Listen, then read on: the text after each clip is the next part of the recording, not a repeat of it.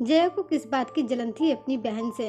आज फिर कनक अपने मायके में आ गई थी। उसका ससुराल और मायका एक ही गांव में था। यह अब उसका हमेशा का काम हो गया था। अभी 3 दिन पहले ही तो माँ सुमन देवी ने समझा बुझाकर उसे उसके ससुराल में छोड़कर आई थी और यह भी समझाते हुए कह दिया था कि अब अगर वो ससुराल को छोड़कर आई तो वह उससे बात नहीं करेगी। जब कनक घर पर आई तब सुमन जी बाजार गई थी। घर पर कनक की सिर्फ भाभी ही थी। सुमन जी जब घर पर आई तो वह सोफे पर मुंह फुलाए बैठी थी, लेकिन सुमन जी उससे कुछ नहीं बोली। अपने बेटा बहू सुमित और नेहा से भी कह दिया था कि वे भी इस बार कनक से बातें नहीं करें। सुधीर जी तो पहले ही अपनी बेटी की हरकतों से परेशान थे और उससे बात नहीं करते थे। इतना अच्छा ससुराल था कनक का, कोई उससे कुछ नहीं कहता था।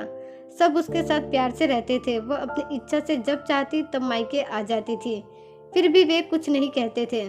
सुधीर जी जानते थे कि उनकी बेटी कितनी ईर्ष्यालु है। जलन की भावना उसके रग रग में भरी है, इसलिए वे उससे बात नहीं करते थे। माँ भी उसे समझा समझा कर थक गई थी, इसलिए उन्होंने मौन धारण कर लिया। उस दिन किसी ने कनक से बात नहीं की। वो मन ही मन भुनभुनाती रही। जब रात को भूख लगी तो रसोई में जाकर स्वयं हाथ से भोजन लेकर खाया। उसे आज बहुत बुरा लग रहा था। वह अपने कमरे में सोने के लिए गई तो उसे नींद नहीं आ रही थी।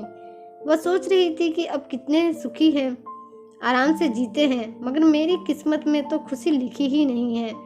वह सोचती जा रही थी और आंखों में बादल उमड़ घुमड़ कर रहे थे। जब इंसान अकेला हो जाता है तो तरह तरह के विचार उसके मन में आते हैं। आज वह अपना अवलोकन कर रही थी। उसका अतीत उसके सामने चलचित्र की तरह घूम रहा है। यूं ही सोचते सोचते वह अपने बचपन की यादों में खो जाती है। तब उसे याद आता है कि जब वह अपने माता पिता और भाई बहन के साथ रहती थी तब वह कितनी खुश रहा करती थी। माता पिता कितने प्यार से रखते थे उसे। भाई सुमित और बहन लाली तो हमेशा खुश रहते, जो मिलता खाते पीते और मस्त रहते। उन्हें जो भी दिया जाता वह बिना कोई बहाना किए खा जाया करते थे, इसलिए सब उन्हें बहुत प्यार करते थे। मगर वह कभी संतुष्ट नहीं रहती थी। उसे हर चीज में, चाहे उसके कपड़े हो, खिलौने हो या बस्ता किताब, हर चीज में कुछ न कुछ नुक्स निकाल कर झगड़ा करना रहता था। हर पल अपने भाई बहन से ईर्ष्या करती। जलन होती थी उसे कि सब सुमित और लाली दीदी को चाहते हैं, उसे कोई नहीं चाहता है। वह यह समझ ही नहीं पाती थी कि उसके व्यवहार में क्या कमी है। घर पर ही नहीं, स्कूल में भी उसका यही रवैया रहता था। किसी के सुंदर कपड़े, बस्ता या कुछ देखती तो उसे जलन होती कि यह सब उसके पास क्यों नहीं है। इस बात को लेकर वह घर में झगड़ा भी किया करती थी। स्कूल में जब किसी विद्यार्थी को उसके अच्छे अंकों के लिए या किसी साहित्यिक, सांस्कृतिक, खेलकूद स्पर्धा में पुरस्कृत होती देखती तो उसे जलन होती। वह कभी यह प्रयास नहीं करती कि वह भी अच्छी पढ़ाई करे या किसी कार्यक्रम में भाग लेकर मेहनत करे। अजीब स्वभाव था उसका और उसकी इस जलन की भावना के कारण ही कोई उसे पसंद नहीं करता था। इसके विपरीत उसकी लाली दीदी सबकी उन्नति को देखकर खुश होती थी, उन्हें बधाई देती और समय पड़ने पर सबकी मदद भी किया करती थी। इसलिए स्कूल में भी लाली दीदी को सब चाहते थे और यह कनक की जलन का कारण बन जाता था। बीए की परीक्षा उत्तीर्ण करने पर लाली का विवाह निश्चित हो गया। साथ ही सुमित की शादी भी नेहा के साथ तय कर दी गई। मध्यम वर्गीय परिवार था। सोचा दोनों भाई बहन की शादी साथ में करने से खर्चा कम हो जाएगा। फिर कुछ समय बाद कनक की शादी करेंगे। लाली और नेहा भाभी के गहने कपड़े देखकर भी कनक को जलन होने लगी थी। माँ ने कनक के लिए भी नए कपड़े बनवाए और कहा, बेटा तेरी शादी में तेरे लिए भी सब कुछ बनवाऊंगी। मगर कनक पता नहीं किस माटी की बनी थी, पूरी शादी में मुंह फुलाए घूम रही थी। लाली ने अपने ससुराल में भी सबका दिल जीत लिया। सब उसकी तारीफ करते थे। नेहा भी संस्कारी लड़की थी, कनक के साथ बहुत अच्छे से रहती थी, कभी किसी चीज से परहेज नहीं करती थी। यहाँ तक कि तीज त्योहार पर अपनी साड़ी भी निकालकर वह कनक को दे दिया करती थी पहनने के लिए और कहती, दीदी पहले आप पसंद कर लो, यह साड़ी आप पर बहुत अच्छी लगेगी। मगर उसका एक ही जवाब होता, तुम्हारी साड़ी है, तुम पहनो। अपने व्यवहार से अपनी भाभी से भी दूरी बना ली थी कनक ने। फिर धीरे धीरे नेहा ने भी पूछना बंद कर दिया।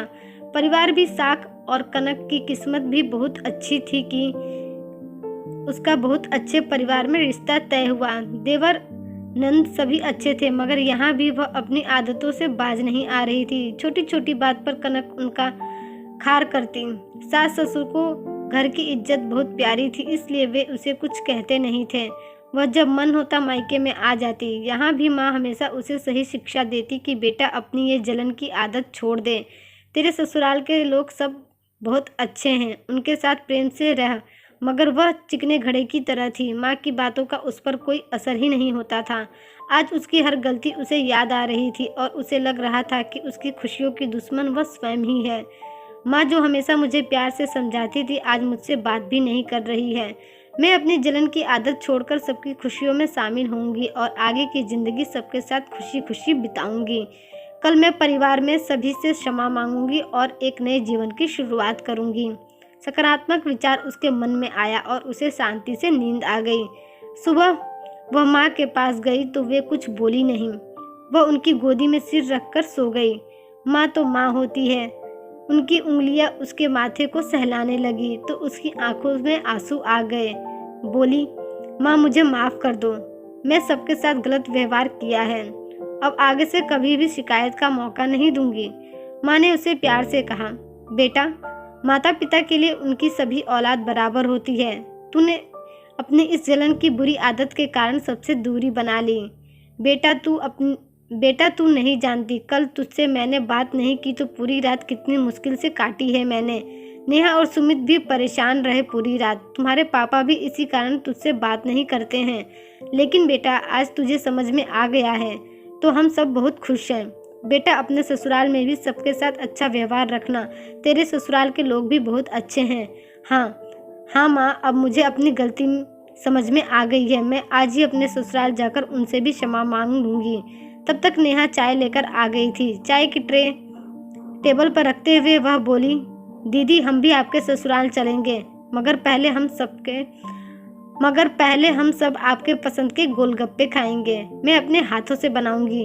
हाँ भाभी, मैं भी आपके साथ आपकी मदद करती हूँ। आज घर में सभी के चेहरे पर खुशियाँ आ गई थी। दोस्तों आपको मेरी आज की कहानी कैसी लगी कमेंट करके ज़रूर बताइएगा। ऐसी ही कहानियों के लिए हमारे चैनल को सब्सक्राइब कर लीजिए। धन्यवाद।